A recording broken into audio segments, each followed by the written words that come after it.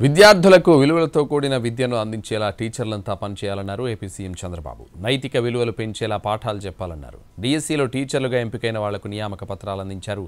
వెలగపూడిలో ఈ కార్యక్రమం ఘనంగా జరిగింది. మెగా డిఎస్సీని సూపర్ హిట్ చేసి చూపించామన్నారు సీఎం చంద్రబాబు. వెలగపూడిలోని సచివాలయం సమీపంలో ఏర్పాటు చేసిన వేదికపై 15,941 మంది మెగా డిఎస్సీ విజేతలకు నియామక పత్రాలు పంపిణీ చేశారు. టీచర్లుగా నియామక పత్రాలు తీసుకున్న వాళ్ళందరినీ అభినందించారు. అవినీతి లేకుండా పారదర్శకంగా డిఎస్సీలో టీచర్ల నియామకం చేపట్టామని వెల్లడించారు సీఎం చంద్రబాబు. ఇక నుంచి ప్రతి ఏడాది డిఎస్సీ వేస్తామన్నారు సీఎం చంద్రబాబు. పోస్టింగుల కోసం పైరవీలు చేసే పరిస్థితి గతంలో ఉండేదన్నారు. తమ ప్రభుత్వంలో ఎప్పుడూ ప్రతిభ ఆధారంగానే పోస్టింగులు ఇచ్చామని తెలిపారు సీఎం చంద్రబాబు. ఇప్పుడే లోకేష్ గారు ఒక మాట అన్నారు, ప్రతి సంవత్సరం డిఎస్సీ పెట్టాలంటే ఇంకా మళ్ళీ చెప్పాల్సిన అవసరం లేదు, ఆటోమేటిక్గా పర్మిషన్ ఇస్తాం. ఎన్ని ఉద్యోగాలు రిటైర్ అయితే అన్ని ఉద్యోగాలు ప్రతి ఒక్క సంవత్సరం నోటిఫికేషన్ ఉంటుందని మీకు తెలియజేస్తున్నా.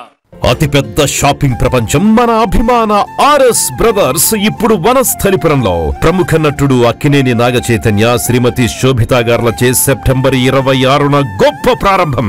అద్భుతమైన కలెక్షన్స్, అతి తక్కువ ధరలు, ప్రత్యేక ఆఫర్లు అంతా ఒక్క చోట. RS brothers, Panama godown, Vanasthalipuram. 150 రోజుల్లో 150 కేసులు వేసిన డిఎస్సీ పూర్తి చేశామన్నారు మంత్రి నారా లోకేష్. గడిచిన 5 ఏళ్లు ఒక్క డిఎస్సీ కూడా వేలేదన్నారు. విద్యా వ్యవస్థలో అనేక సంస్కరణలు తీసుకొచ్చామని, విద్యార్థులకు నాణ్యమైన విద్యను అందిస్తున్నట్లు చెప్పారు నారా లోకేష్. గడిచిన 5 సంవత్సరాలు ఒక్క డిఎస్సీ జరగలేదు. మెగా డిఎస్సీ ఏర్పాటు చేసి ఉపాధ్యాయులుగా మమ్మల్ని నియమించమని మిమ్మల్ని అందరిని కోరారు. ఆనాడు చెప్పా, ఓపిక పట్టండి, కూటమి ప్రభుత్వ అధికారంలోకి వస్తుంది, తొలి సంతకం చంద్రబాబు నాయుడు గారు మెగా డిఎస్సీ మీద పెడతారని. ఈ రోజు మీకు ఆఫర్ లెటర్ కూడా అందించిన ఘనత ఈ కూటమి ప్రభుత్వాన్ని. స్కూళ్లలో నో బ్యాగ్ డే విధానం వినూత్నంగా ఉందన్నారు మంత్రి నారా లోకేష్.